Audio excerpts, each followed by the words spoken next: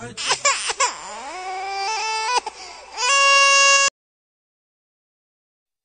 balik lagi di channel Rian02. Dan Di video kali ini aku akan membahas tentang gadis cantik tetapi psikopat. Gadis ini berasal dari Amerika Serikat bagian Colorado.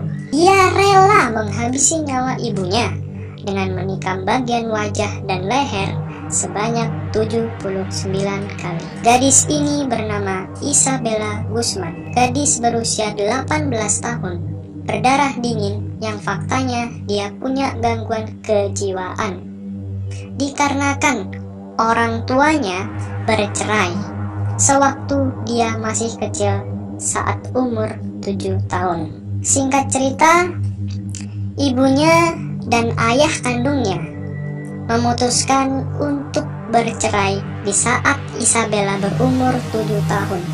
Belum diketahui penyebab mereka bercerai, dan Isabella memutuskan untuk tinggal bersama ayah kandungnya, yaitu Robert Guzman, untuk sementara waktu. Sedangkan ibu kandungnya memutuskan untuk menikah lagi bersama seseorang pria bernama Ryan Hoy. Semenjak peristiwa tersebut, Isabella menjadi tidak akrab lagi bersama ibu kandungnya. Dia menjadi orang yang berbeda, yang hilang kasih sayang terhadap orang tuanya.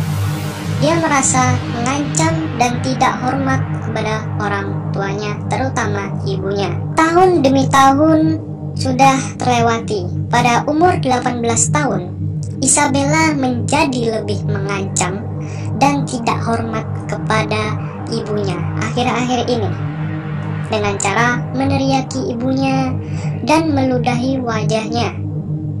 Itu adalah tindakan yang durhaka kepada orang tua. Mengetahui hal tersebut, Yoon Mi Hoy atau ibu kandungnya sangat ketakutan kepada putrinya, sehingga dia memutuskan untuk tidur bersama suaminya, yaitu Ryan Hoy. Mengetahui hal tersebut, ayah kandungnya menasehati agar jangan durhaka kepada ibu kandungnya sendiri, tetapi tidak menggubrisnya. Kemudian pada Rabu pagi, sebelum kejadian pembunuhan itu terjadi, Yoon Mi Hoy atau ibu kandungnya menerima email langsung dari Isabella dengan bertuliskan "You will pay". Karena ibunya merasa takut dan merasa terancam, ibu kandung tersebut langsung mencoba untuk menelpon polisi dan meminta untuk datang ke rumahnya.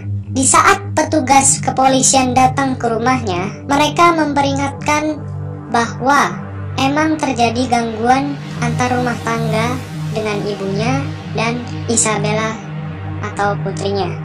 Keadaan langsung tampak tenang setelah polisi dan Isabella tinggal di kamarnya selama sisa malam itu. Nah, jadi setelah kepolisian datang untuk menjelaskan kronologi kejadian kenapa menelpon polisi, itu menjadi tampak tenang. Setelah itu, hari selanjutnya pada Rabu malam, Isabella yang sedang berada di rumah langsung menuju ke ibu kandungnya di saat ibunya sedang pergi ke kamar mandi, dan Isabella langsung mengeksekusi di dalam kamar mandi, yaitu dengan menikam dan menikam.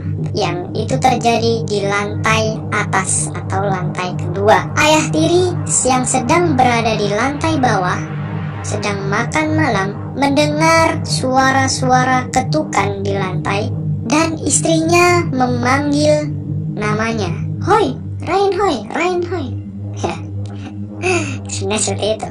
Lanjut. Ryan Hoy atau ayah tirinya langsung bergegas dengan atas panggilan yang disuarakan oleh istrinya sendiri, dan dia mendengar pancuran air mengalir dan mencoba menerobos pintu kamar mandi yang tertutup. Setelah itu, ayah tiri ini mencoba untuk mendobrak pintu kamar mandi tersebut, tetapi Isabella menutup dengan punggungnya dan mengunci-nya, sehingga ayah tiri tersebut tidak bisa mengakses kamar mandi. Tiba-tiba, setelah beberapa menit kemudian, dia melihat ada darah merembes dari bawah pintu kamar mandi, dan dia panik dan langsung mengambil ponselnya dan menelpon 911. Dia mengatakan kepada operator 911 bahwa istrinya diserang.